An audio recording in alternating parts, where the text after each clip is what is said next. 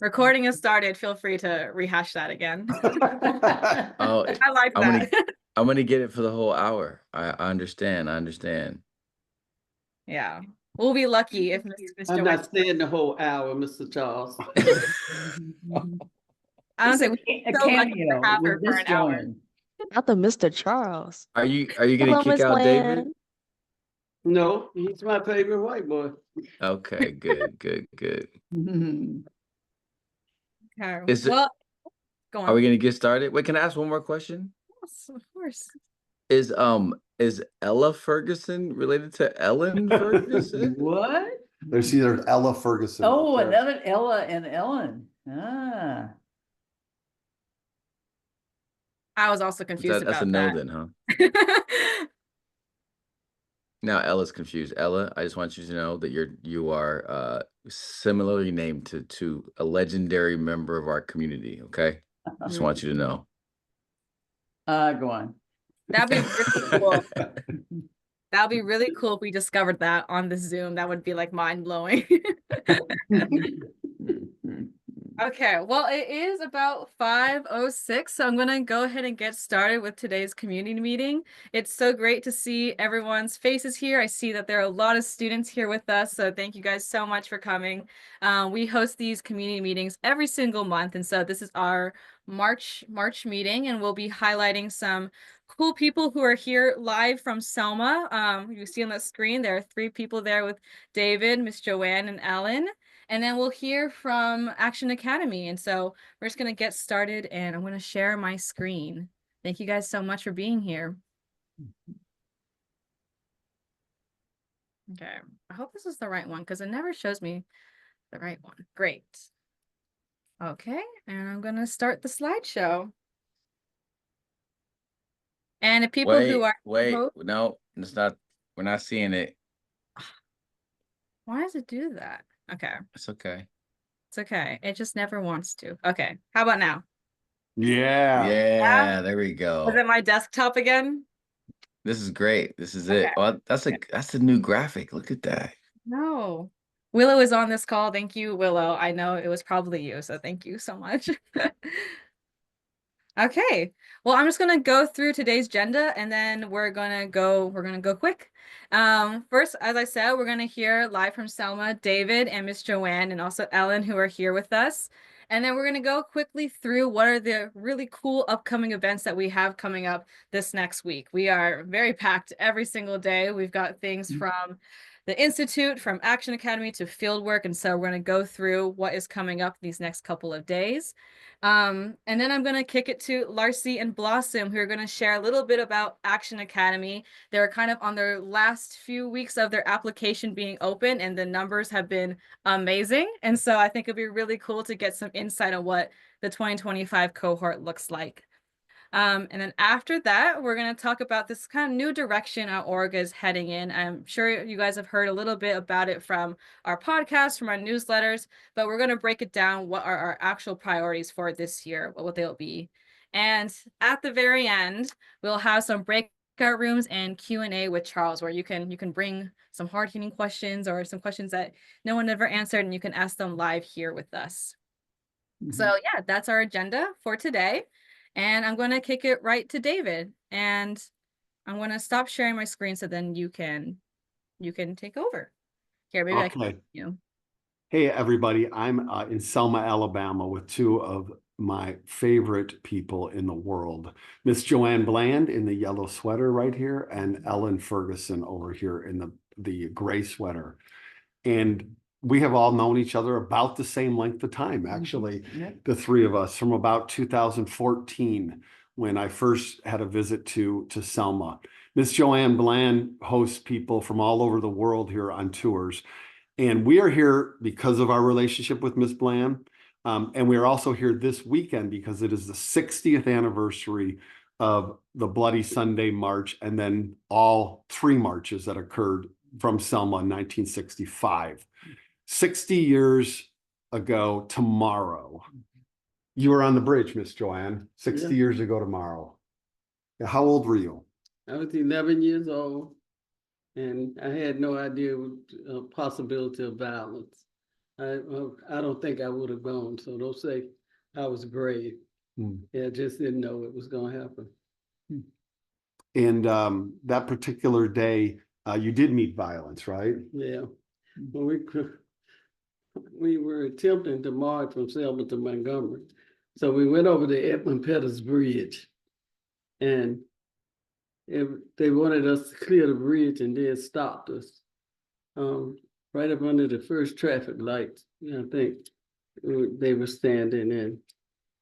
It was a whole line of policemen all the way across all 4 lanes of Highway 80. So I knew then we were not going to Montgomery. But as it came down further, I was too far back in the line to see anything. And so I noticed the service roads were filled with policemen too, which further affirmed we were not going, but I couldn't hear what was going on, but I knew the procedure was to lay down, to get down on our knees, someone say a prayer, and after prayer, we go back to where we started from. Either plan a new strategy or you just regroup and come right back. I'm waiting for the front to go down when I hear this gunshots. And I thought they were killing the people down front. I had no idea that it was tear gas until it hit us. The tear gas burned our eyes. We couldn't see. You panic. You can't breathe. Sometimes you run back to the same people you're running from. So the last thing I remember is seeing this horse and this lady. And the lady, I don't know whether the horse ran over her or not, did the man on the horse hit her, but she fell.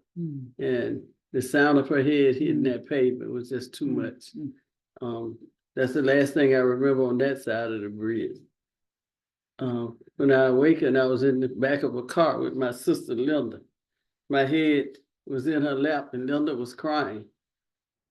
When I became fully awake, I realized what was falling on my face were not her tears, it was her blood. She had been beaten on that bridge and had wounds in her head. They required 35 stitches. Miss Joanne is one of our champions, a Common Power champion.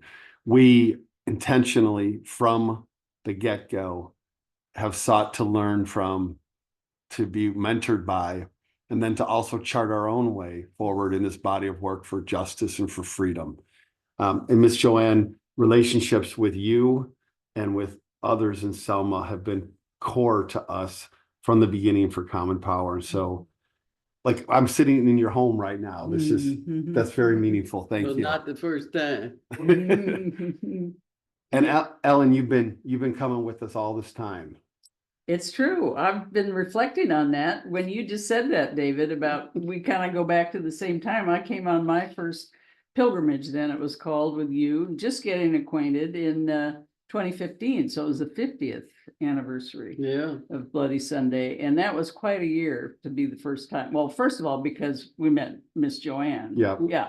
Which is always, a remarkable experience, an incredible welcome. And that was the year that President Obama spoke. Yes. And there were up to 100,000 people in, little Selma. And here we are 10 years later for the 60th. A couple of us took the red eye last night, came here because it's such an important time to be together. We got a great Common Power crew and everybody's so happy to see Miss Joanne. Just as David said, she's our champion. But this feels like a particularly important year. Some of us come every year, but both the 60th, but also just what's going on in our nation these days. This is always an incredibly inspiring and uplifting event to be at, and we're really looking forward to being together with thousands of people on Sundays. We're going to gather, and we're not sure yet who the speakers are going to be, but they're going to be inspiring for us, and we could all use some of that right now. We'd love to have everybody join us on three days of Zooms, Friday, Saturday, and Sunday, starting with a documentary sneak preview tomorrow that stars our other Common Power champion, Mr. Charles Malden, and also features our executive director, Charles Douglas. That's going to be live. We're going to show that on Zoom tomorrow at 5 o'clock Pacific time to everybody who's registered and signed up. So we'd love to have you sign up for that. I'm going to come back to you, Ms. Joanne, for the last word. We also would love to have you join our May Learning Tour. All right. Our May Learning Tour for volunteers. There's going to be a chunk of younger folks that are going to be with us too, because they've come through Action Academy and they're in our fellowship program now. One of our staff members, Jenny, is going to be with us, and we're going to meet people like Miss Joanne. All right. That's part of what makes these trips. Now, Miss Joanne, to wrap this up here, you were fighting then for voting rights, and the fight just seems every bit as difficult today. It is. It is. It's a shame that a right that's afforded to all people that we had African Americans had and people of color had to fight for so hard to get it, that people keep trying to take it away. It makes you know how valuable it is. People keep putting obstacles in the way to stifle your right to vote. But we as people who love our communities, we're going to have to be on the battlefield constantly and consistently, because if we don't, it's going to happen. It's going to happen. And I truly believe that we have the power to make sure that it doesn't happen. But we can't be complacent. We got to be consistent and persistent, that to make sure that it does not get taken away.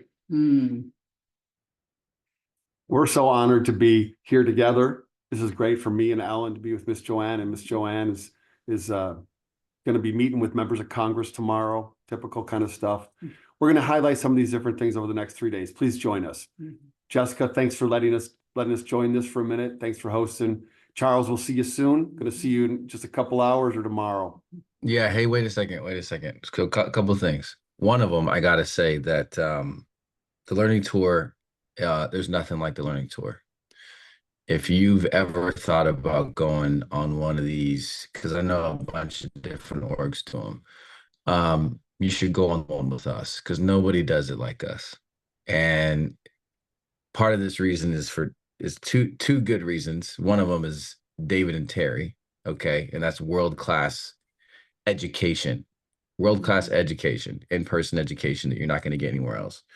The second one is because you get to sit with people like Miss Joanne, and when we sit with them, it is different than other organizations, because other places where you could take these tours, you're coming in, you're with a bunch of people and it's about learning and that's it.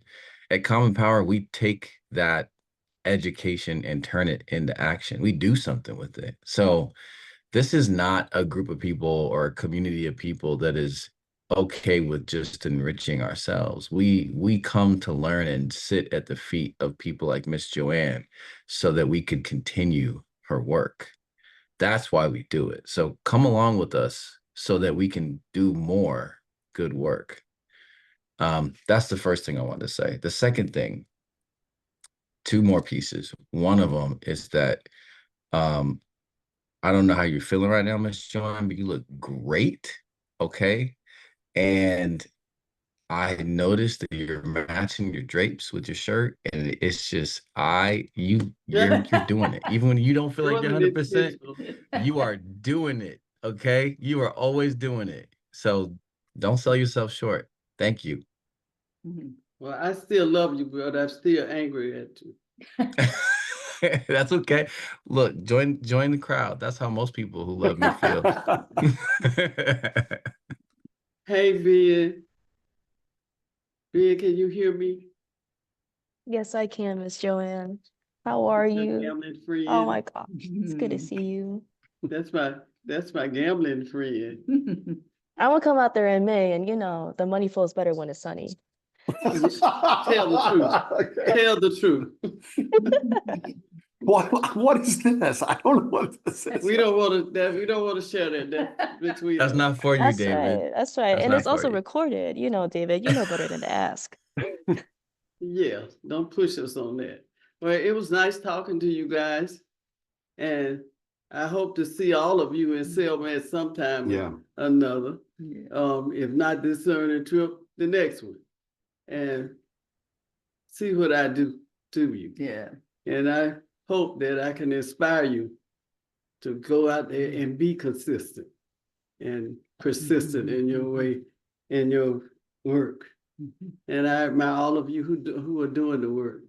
But my only piece of advice is to you is that you're not a savior. Okay, you can't save yourself. Don't go into this thinking you're saving somebody and you know what they need better than they do.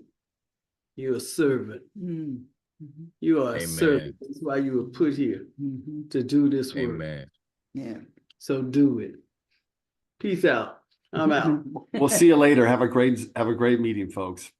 All right. Thank you, David. And thank you, Miss Joanne and Ellen, for being here. It's Yep. always such a privilege to listen to you speak and also to see, you take on Charles and Ben and our whole staff. It's really fun to see. And Don't you pick I on also, him. I Don't also you wanted pick to on him. share. Only I can do that. Larcy can't even pick on him. That's good. Yeah. Bye-bye. Bye-bye. Bye. It's good to see you Bye-bye. guys.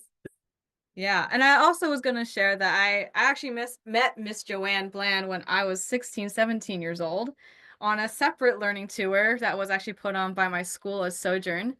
My teacher brought me on, and I met her when I was 16 or 17, and then I met her 3-4 years later when I joined Common Power, and that was really special. It actually told me that I was on the right path and that she put me on the right path 4 years ago to come doing this work. And so it was really nice. I came to her as a student in high school, and then I came to her as a student in Action Academy. And so that was really great to see. And it's so great to still have her in my life and in my work.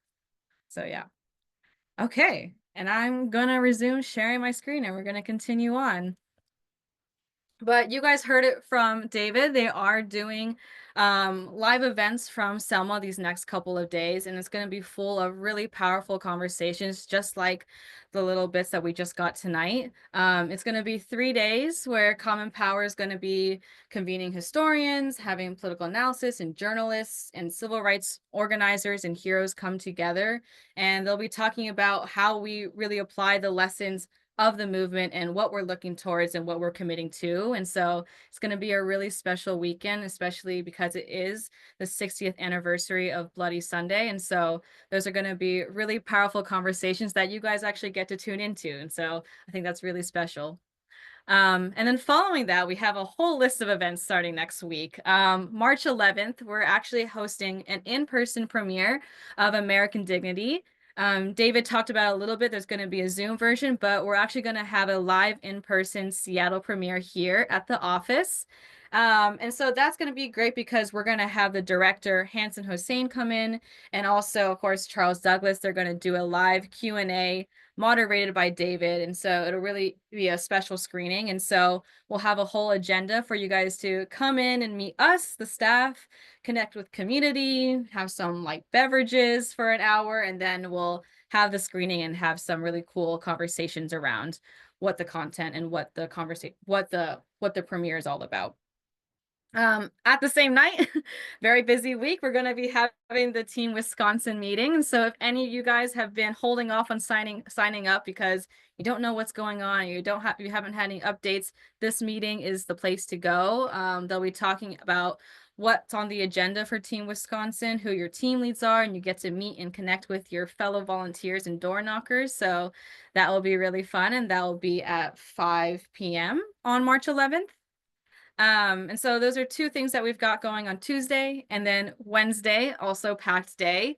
We will be having a vision conversation with Van R. Newkirk II. And so I believe Dr. Scott and David will both be there kind of moderating a conversation. And it'll be talking about his latest book project called Children of the Flood, which chronicles Black communities fighting for survival in this climate crisis. And so that will be a really great educational piece that we'll be doing on Wednesday. And at the same time, I see Puya, you have your hand up, so you should unmute and talk about Florida. Yeah, I just wanted to make a quick adjustment on that. The Florida call is going to be tomorrow at 4 p.m. Pacific. So it's going to be before the Selma events that David just mentioned. So don't worry, we're not going to try to take you away from that. Absolutely, try to join that Selma event. But if you're interested, and we will talk about this more, but Common Power is going on the offense, and we're going to be fighting in every U.S. House race that comes up this year. We're not going to wait until 2026 midterms. And the first two special House races are in Florida. Yes, Florida. So please join us tomorrow if you're interested to learn why we think it's worth your time to be there with us. So it's going to be at 4 p.m. and Jessica will send a follow-up message with how to RSVP. And just a question, Puya, where are you guys going in Florida? Yeah, that's great. So we'll be in 2 different districts. So the first one is going to be the first congressional district, which covers Pensacola, Florida. I know we got some of our community members there. And if you're from out of state, that is the district we recommend you join us in because it's much easier logistically. And then the second district is Congressional District 6, which covers St. Augustine. It is a little bit more difficult to get there if you're not from Florida or you don't live in the area. So yeah, those are the 2 areas. Awesome. Thank you, Puya. And I didn't mention this on the slide specifically, but MJ, I know you're here. And do you want to talk about a little bit what's happening on Fridays at the office? Yes, hello everybody. It's good to see everyone. Yeah, so we are opening the doors to our Common Power Seattle CP office, our headquarters really, to support the protesting, continue supporting the protesting that is happening at the federal building.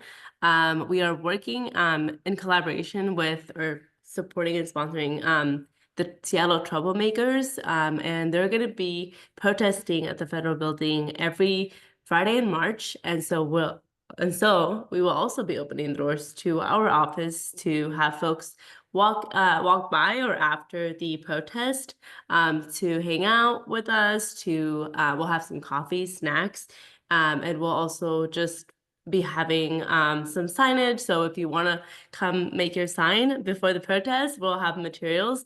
It's just honestly a great way to support what's happening at the federal building. The Troublemakers I know are supporting, continuing to support the federal workers and, pushing our officials to do that as well.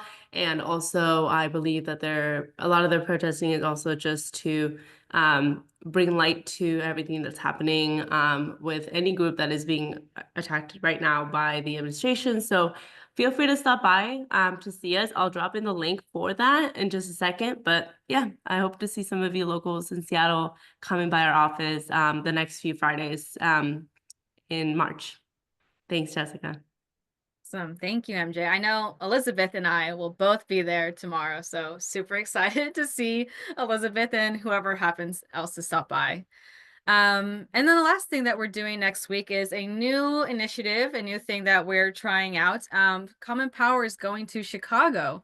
We are meeting up with Jordan Posey, who is one of our educators, someone who has been a long time community member, part of CP. And we're starting these conversations about what would it look like to start organizing local action? What would it look like to have more of a Common Power presence in other states like we do here in Seattle? And so that is something that we're going to be trying out, and we're going to take you guys along the journey next week. So yeah, that is what is hot here at CP. As you can see, we've got a very, very busy week. And then there are things that we do every single year. And this is what I'm so excited to hear more about is Action Academy, who I'm now going to invite Larcy and Blossom to come speak about what's been going on over there. So hi everyone, good evening. Before I even start with Action Academy and what's going on with everything, I do want to introduce myself in case you haven't seen me or don't know me. So my name is Blossom. I'm the program manager for Action Academy. I was an Action Academy graduate of 2021 spring. And then I became a crew lead. Love you more, Alex. My babies are going to be in the comments, but also they work with CP as well. But so I was a crew lead 2022, and then 2023, I became the program assistant, and now I'm the program manager. So just showing how CP allows us as young leaders blossom and really grow into like positions that actually are permanent here. And right now in CP Future, aka Action Academy department, we are trying to expand opportunities right now to give more space for more people to work at for Action Academy. Larcy, do you want to add anything before I start? Yeah, I actually really love the fact that a good chunk of them are here on the call. And I'm excited to share with the fellows and the campus leads, or just anybody here who's been a supporter of Action Academy since day one, the amazing pieces of information we're going to share. We really, really did not realize the growth that we were going to experience in 2025, let alone experiencing a loss in 2024. We really just thought the energy was just going to be blah, but they completely proved us wrong, and also proved to us that they can work this Action Academy cohort and system. So we're going to show you some fun data year over year since 2020, the OG cohort. But it's also really telling at the consistency. And I think that's what Ms. Bland said earlier about just staying consistent at something. And when you do, it turns out to be just an amazing movement that you can absolutely own. And so that's what we believe is starting to happen with Action Academy. And then we'll show you guys and prove to you guys the data to back this claim up. So we're going to start claiming it. This is a movement for Gen Z and young individuals who really are demanding the kind of democracy they want to live in. And so we're going to share this with you just here. In this first particular slide here, we're comparing data. And I think at the time when we were putting this deck together, it was during our staff retreat. And at that time, we only had 3 weeks in where the application was open. So we just compared numbers between 2020, 2021, what the first 3 weeks of applications look like compared to the total applications overall for that season. I want to ask people here, if you want to put in the chat, like, what are some trends that you're seeing, or even a prediction of what 2025 looks like? What do you think, Blossom, they're gonna say? Do you think we're gonna be below the threshold or above the threshold? I want to see some responses in chat. So you guys can respond in the chat, but what do you guys expect? I mean, just based off the trends, do you think it's going to go up? Do you think it's going to go down? Definitely above. One of our campus leads, Madison, said above. Okay, so the campus leads and the fellows, people, which we're going to talk about these programs in a few seconds, they're showing up and showing out above, of course. Yeah, because they're the ones putting in the work, right? They're looking at us like it better be above. I know who I recruited, and so they were like, I know what my campus has been talking about Action Academy. So yes, absolutely. So go ahead, Jessica, go ahead and click to the next piece of this slide. So this was us. Look at this. This was us. Just 3 weeks in, And so when we were showing this to the staff, we were showing them about like the blue kind of represents about 1/3 or 2/3 of overall total application. Just if you stack the blues together, how they compare to the yellow. So if we are here right now at this blue line, like, where is the yellow gonna be? And we have 3 weeks to go. And so one more click, Jessica, this is today.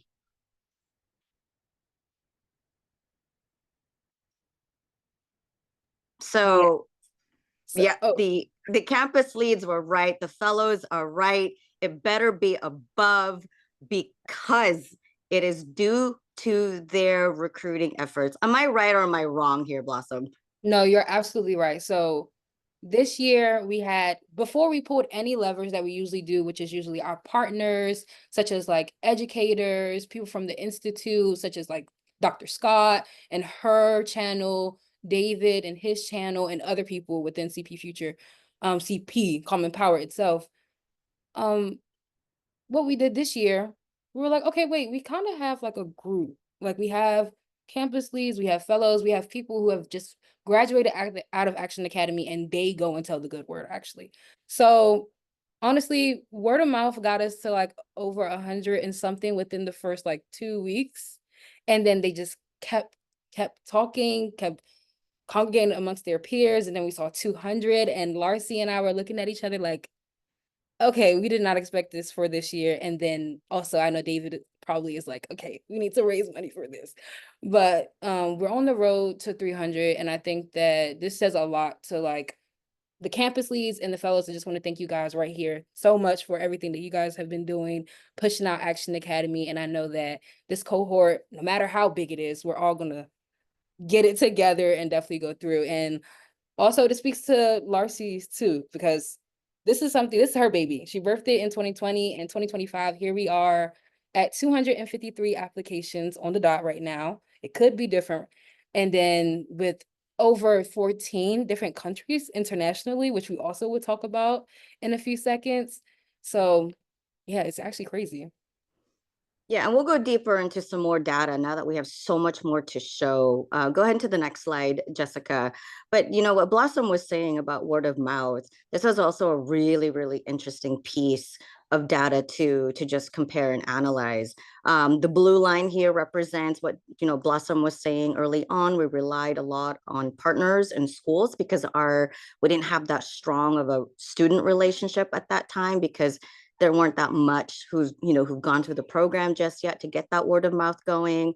And then we introduced a few new things to kind of meet Gen Zs and other opportunities of outreach kind of in the spaces that they lived in digitally. So whether it was Instagram and TikTok, and then go ahead one more click, Jessica. So here's kind of some turning points that help us grow into this. So what are some things that you're seeing here, Blossom, right? Like we have the blue compared to the red, compared to the yellow. Like what stands out to you here, Blossom? Because again, our leadership group is just out there just pounding pavement.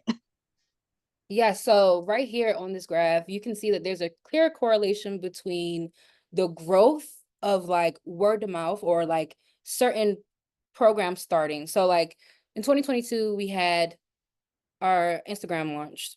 As you can see, word of mouth started to go a little bit up. Partners in schools is also quite up as well. Then 2023, we now launched campus leads. You also see that, okay, certain things are coming up and other things are going down. So partners in schools went up in 2023, but then going into election year, our partners in schools decreased and then word of mouth increased because we now got a new program with campus leads. They're on their campuses being Action Academy ambassadors, doing voter rights tables, also like just talking about Action Academy, hosting events, things of that nature, going to different clubs, organizations on their campuses. Then we see here in 2025, we launched our fellowship program. We launched TikTok, and you can see that there is a huge decrease in partners in schools because at that point, we really didn't need it. When we have like all of these graduates who they're actually going out and they're like, okay, here's Action Academy. It's extremely fun. It's virtual. It's 2 days a week. You get $1,000 at the end. You have a bunch of action, and you get to be amongst your peers and talk about things that are going on, but also learn about history. Yeah, and a lot of this is just speaking from their experience. They have a digital platform that they're currently active in. They're already maneuvering and organizing on campuses anyway. You went through this awesome experience. You got money for it. Let's just add this to your repertoire of amazing things you've done over the summer and recruit more folks. And because, again, the academy experience and how solid the program is, word of mouth was not hard to convey about how amazing this program is and the experiences that these participants have in those 10 weeks. So it should continue to go up. The more we meet Gen Zs in their spaces, whether it be digitally or on campus, their likelihood of joining Action Academy is super high. And so we're going to continue to meet them where they're at. We're going to continue to let them know this is a place to learn and have a great time, and also meet like-minded, Gen Z leaders who really are adamant and passionate about building a democracy that is equitable and inclusive and just, and that they're in the right place to do so. So this is going to be, these sets of graphs and data are going to continue to amaze us because we're dedicated to making sure the experience is solid. All right, next slide, Jessica. Thank you. All right, so why is this program amazing? Why are they even committing, let me explain, twice a week on a summer that they just like, their freedom from school, and then you got to go to democracy summer school. Like, what is this? So this is some pretty good data. Over the years, we've collected some feedback and surveys about impact, about how they felt before the academy, how they felt after the academy. We've also partnered with some organizations that provide programs and services that provide programs and services for students who may not be active on in school, but they're definitely engaging in their community in some capacity. We didn't want to exclude them from participating in a program like this just because they're not enrolled in a traditional school. So these kind of speak for themselves. I think, we've omitted some hearts because we couldn't fit them all. But overall, the reason why the numbers are showing what they're showing is because it is definitely a good experience for them. We're going to hear from them shortly here, so you don't have to hear it from us. But for sure, I think Blossom, you mentioned there was somebody who wanted to talk. So yeah, I'd love to Yes, hear so we're from gonna them. have one of our fellows. Of course, we would love to have all of them to talk, but it's many of them. So we're gonna have Kyle Brantley just quickly come and talk about his experience and now as a fellow and hit the impact of Action Academy itself. So Kyle, you can go ahead on mute. Well, hey guys, it's nice seeing you all again. Again, I'm Kyle Brantley. It's so nice to see Elizabeth on here and Puya and my bestie Jessica, and as well as you too, Blossom. I saw Eric put in the group chat, he's coming from whatever this Coug Nation is, but you can't talk about sports without talking about the Carolina Gamecocks and the Charleston Southern University Bucks. Go Bucks, arg. But when it comes down to Action Academy, I was also a student. I was a part of the 2022 cohort, I believe. No, the 2023 cohort, excuse me. And I went through the Action Academy pipeline there. And then I also had the opportunity to become a crew lead for Action Academy as well, where we had our Seattle retreat, which was very, very wonderful. And then as a team lead for Team Texas with Elizabeth and Miss Shanita Williams as well.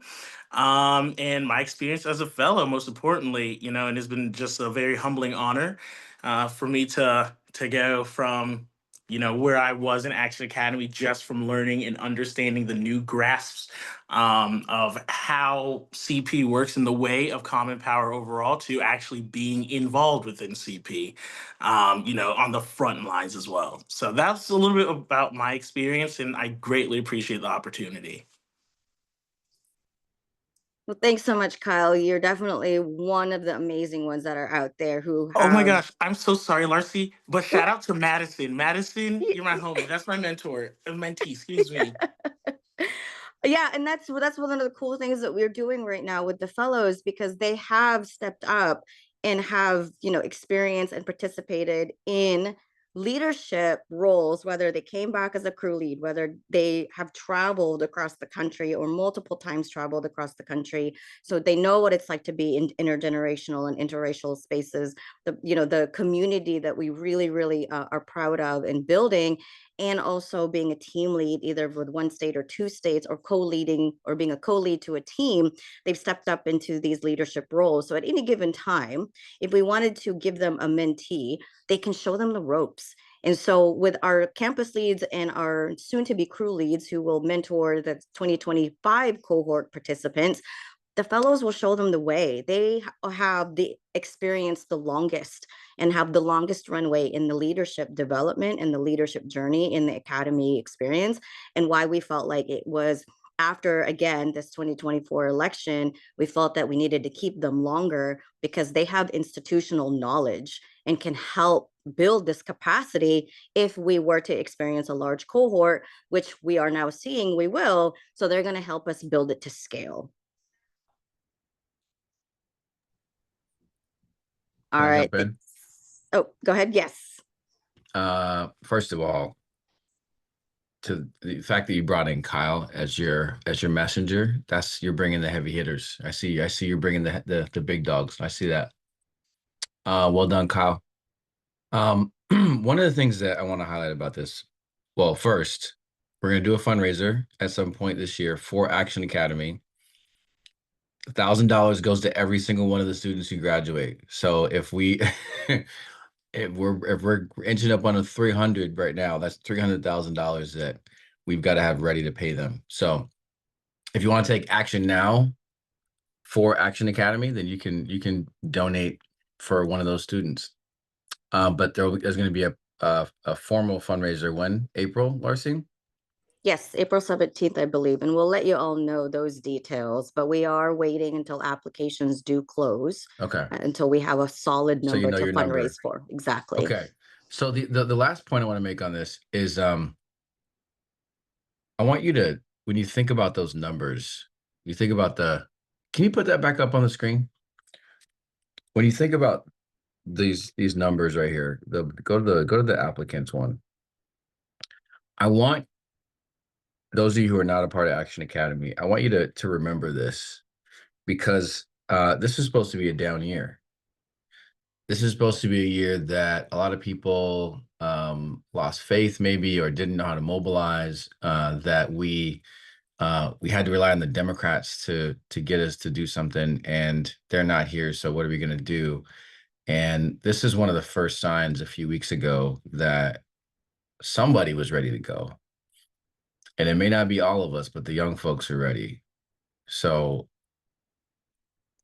we just had Miss Joanne on, and it's so interesting because people don't connect the two of these things. But when she crossed that bridge, she was a teenager. When John Lewis led that column of people across that bridge, he was in his 20s. So these Action Academy students are not just the youth. These are not just people who could in the future be something. They're people right now, just like that woman who told you what she endured when she was a teenager, that are going to be doing the hard work this year now to fight against what's happening right now. So this should give you some hope, y'all. This should give you hope because they are ready to go. That's a great reminder, Charles. And I love working with them. Their enthusiasm, their approach. Some are absolutely not traditional, and they shouldn't be. They are growing up in a world with different tools and different approaches and almost different sets of problems that they have to look at differently. And so that keeps this program completely fresh, and how every cohort of leaders contributes to this to improve it for the next cohort to come over. So I think you need to go through like 3 clicks, Jessica, to get to the last slide that I want to show. So after this one, okay, one more click. All right, so this I stared at this when I made the graph on this, because I myself could not believe it. I could not believe it. So what you see here is our mindset icon, and it's just a head with a little heart as the brain, because that's what we believe democracy should be: equitable, inclusive, and just. And this is the OG cohort. As you can see, we only were able to reach about 6 states. This was a time where my crew leads at the time were Asha Douglas, Nina, Kylie, and Layla. And we pulled from our natural, friend network and networks that were already in our like academia space. So we had a good chunk of UW folks, because some of those interns at the time were UW, and then also just word of mouth. Again, that's how we organize. It's our network, warm bodies that we can call up and say, hey, I need you to do this without any question. So we really just started the basics of who can join this academy in this 2020 cohort. And all I wanted was 25 students. I said 25 students is success in my mind. And then they came to me and they said, actually, we're going to have to do 82 students. And we adjusted some things to accommodate that large scale of a cohort, but we did it. And we stayed consistent. And consistent is exactly why, go ahead and click, Jessica. We have this now. So this is where Action Academy is based. Yeah, I mean, like, right? I mean, we practically occupy 2/3 of our country, of the US. But look at this. So in 2021, 2022, we would see an international country student here or there, but it wasn't enough for me to confidently confirm the data that it was something that was going to be on the cusp of something. It wasn't until 2024 where there was consistency in the data, where these international students were looking and applying. And we also were looking at the data behind our website to see where these things would absolutely pop up, right? And remember, the earlier graphs showed word of mouth is what's taking this into the global sphere. Okay, I never would have imagined in 2020 that it's going to only take 5 years for Action Academy to hit the global scene. And I'm not saying, and so we've had a student in Canada, a few students actually from Canada. We've had a few students in the UK. We've had a few students, somewhere in Asia. And again, these are just kind of one-offs, a little bit of popcorn here or there. But this year, oh my gosh, we have students from Nepal, Russia. I know I vetted them already. They're safe. They're on our side. But Kazakhstan, places in Africa, places in Asia, places in, like we just had a student apply from Egypt. Oh my gosh, how much more enriching is this program going to be for young individuals to be able to exchange their way of life from the different corners of the world. Now, I used to say we used to recruit from the different corners of our country, and now I'm confidently saying we're going to recruit from the different corners of the world. So thank you. Thank you, campus leads. Thank you, fellows. Thank you to the cohorts that have graduated and led the cohorts, the next cohorts. Like, this is a collective effort. And I am not sitting here taking all the credit for this whatsoever. Every one of us here needs and should celebrate this.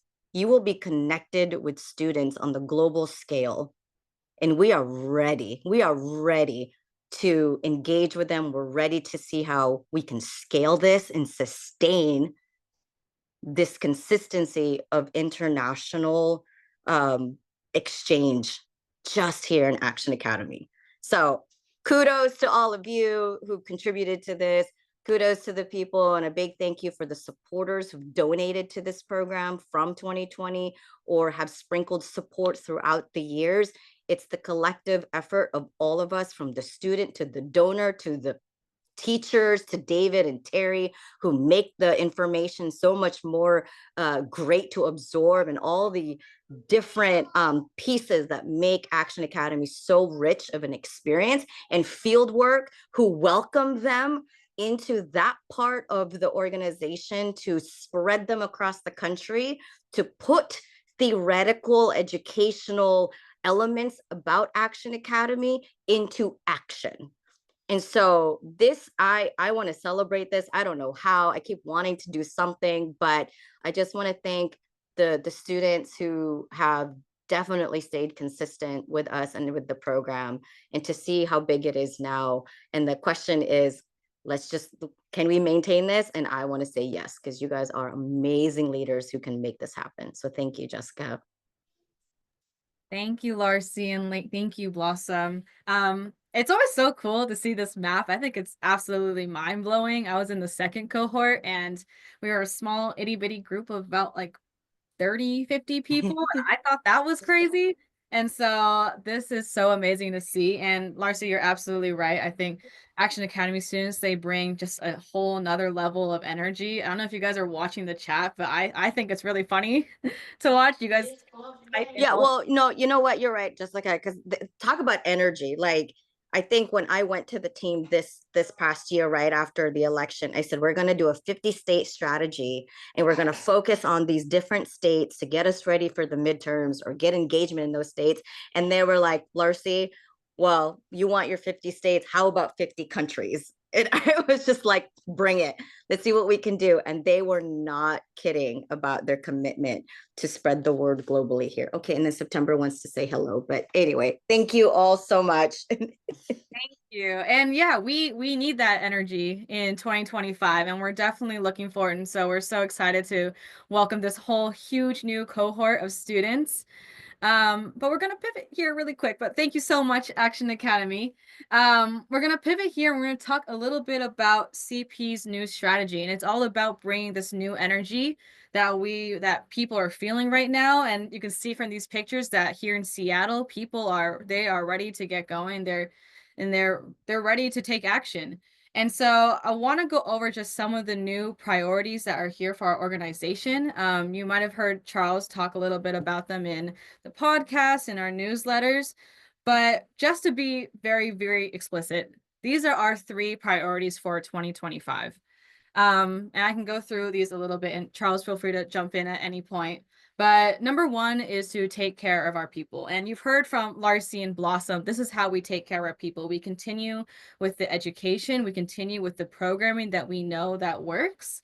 And we continue to develop and build the next generation of foot soldiers, of leaders. And so part of our work here is to make sure that we can continue to create these spaces where we feel like we can learn about truth in history, and at the same time opening up our doors to our community here in Seattle, people who are coming in every day, who are going to the protests. We've been opening up our doors and welcoming them, offering coffee, snacks, potty breaks, and that is part of our efforts to make sure that we are taking care of our community first, just in light of this year, of this administration, of Elon Musk suddenly taking over the highest offices of the land. And so our number 1 priority is to take care of our people.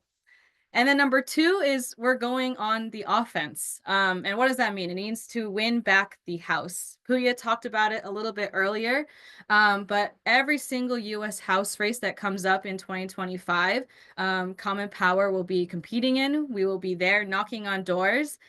We just spun up 2 weekends of action, I think in Florida, in St. Augustine and Pensacola, I want to say.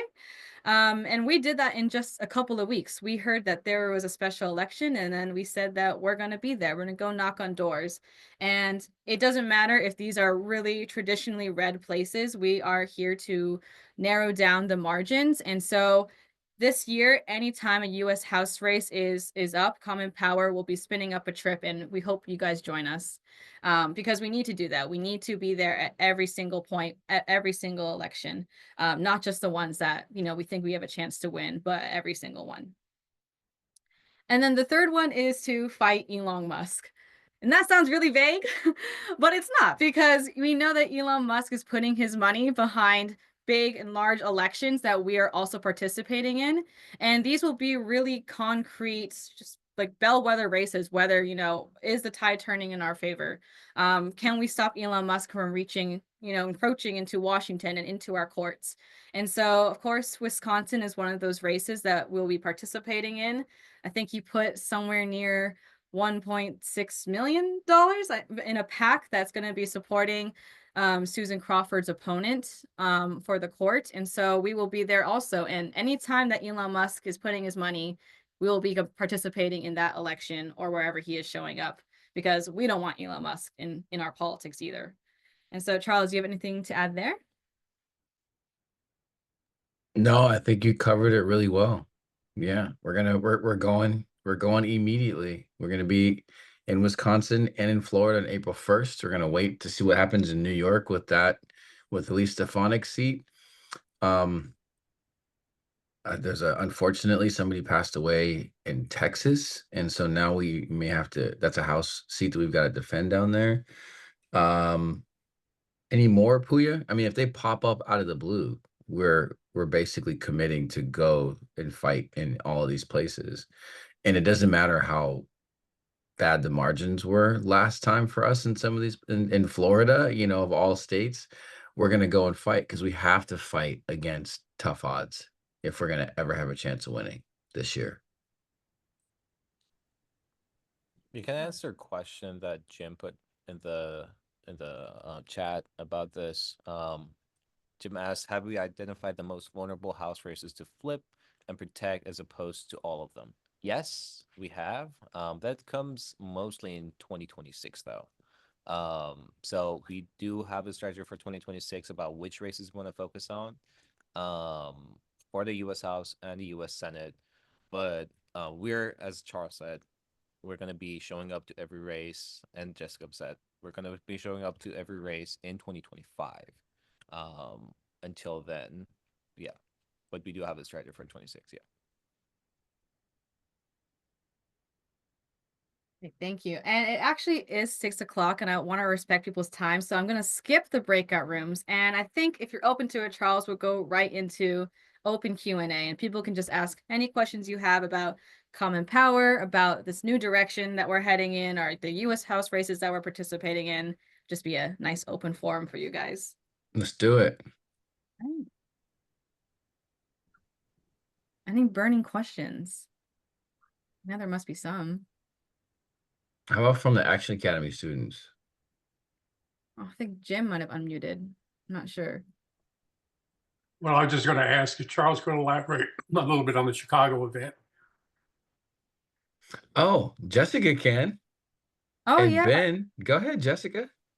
Yeah, well, Chicago and, further down LA and Colorado, they're part of our new efforts to, work with our community. And we want to start our conversations about how do we organize local action. Seattle, we're really lucky. We have an office that's right next to the federal building. And so we're able to support our community very easily. Our office and our presence here as staff, we're able to talk with our community members, organize weekends of action, petitions, going to protests. We're able to do that really easily. And we know that there are so many of our community members out there in other cities like Chicago. And so we'll be going there next week and meeting up with Jordan Posey, who is an educator and who's been doing a lot of work with us. And just to start the conversation around what would it look like to organize locally, especially with CP's support, CP bringing their national priorities and working directly with our volunteers to organize locally.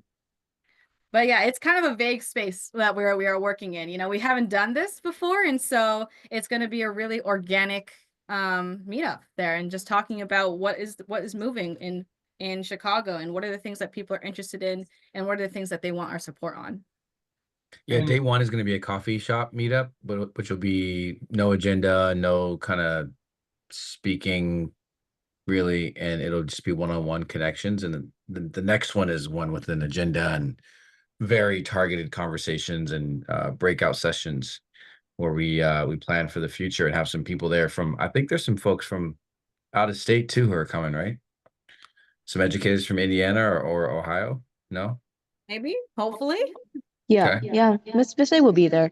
But also I think Karen Young, you're on this call. You're gonna be there too, right? So I think it's more than just kind of like to see what people are thinking about doing locally and how we can galvanize people. It's also about seeing if it's feasible to have a long-term volunteer hub down there, right? So we're going to bring what we think our vision is going to be for Chicago, what we hope to build, and then we're going to see who's willing to build it with us. So that's the plan. Well, I think I mentioned to you, Friday night, there's a big climate event going on that I have to be at, but I'll be there Saturday. So, Good. and are you guys, as you do this, are you looking at partners, like Indivisible is really big in Chicago. I happen to know the head of Indivisible in Chicago, Kathy Tolan. I didn't know how this was, you're thinking about this and the way collaboration kind of opportunities. I think eventually, for sure. This is like the step one is for us to get our legs under us. Okay. It's tough to partner if you don't have anything to offer. So I want to make sure that we've got some CP volunteers who are, you know, willing to organize under us, and then we can collaborate on some things. I would love to get in touch with her. Indivisible is just they got their stuff together right now. It's great. Okay. Uh, I can connect you, but thanks anyway. Thanks. That's yeah, thank you. Thanks, Jim. Tiffany's asking, will CB partner with local Dem party leads in each state? Yes. So it depends on the state, but sometimes we know the Dem chair in the state. Sometimes we get in touch directly with the candidate. Other times we've gotten a direction from directly from the DCCC to tell us who to work with. So it's definitely different depending on the state. Florida is probably the toughest one. Florida is the toughest one. So that one, you know, even the candidates are kind of tough for us to engage with, and they're tough for the local Dem parties to work with too in some states. So, but yes, we do. We work directly with Dem parties and Dem candidates, and we also work directly with C4 organizations, community orgs. I just want to say, Tiffany, you came in about an hour and a half ago, and she actually came in with 2 plates of cookies for, I think, you and David, because you're in a cookie battle with nuts or no nuts. Oh my gosh. Very sweet to stop by the office and give it to us in person. So I just wanted to shout her out for that. They were delicious. Oh, They were so moist. It was great. They were the perfect, like, squishiness. It was perfect. excuse me. Are there some left? Yes. Recognized Okay. after we ate one that, oh, these were definitely for Charles and David, but we can attest that they were absolutely delicious. Okay. All right. Well, David never comes to the office, so they're kind of just for me. Tiffany, thank you. Really appreciate it. and Charles, I was just going to say, when you're thinking about this hub thing, I think you were wise to talk about other states, because we're working in another group with Third Act on a Midwest hub. So we've got a meeting in Des Plaines in April with Wisconsin, Michigan, Illinois, Iowa, I think. But anyway, it's, you know, we're trying. This is for Third Act. We're trying to get them to get their act together in what we call the Fresh Coast, as opposed to the other coast. And Okay. so that kind of, I think there, and of course, we already have strong connections. When you mentioned Democratic leadership, Yes. neither thought of Ben, you know, and we already have strong connections in Wisconsin. So I think as we think about hubs, that particularly where Chicago is located, I mean, you're right there. Exactly. You know. Exactly. I see we got a bunch of Action Academy people leaving. Y'all got anything? I think maybe depending on where they are, if they're on the East Coast, they might be leaving because it's like 9 o'clock here. I know. I'm in Atlanta. It is late. It is late. I get it. All good. It was good to see you, everybody. People are ready to go. I love it. It's good. Yeah. Jessica, I think that might be it. Okay. Well, then that's it. Thank you guys so much for this community meeting, and then we'll see you guys next month. Thank you. Stop the recording. Bye.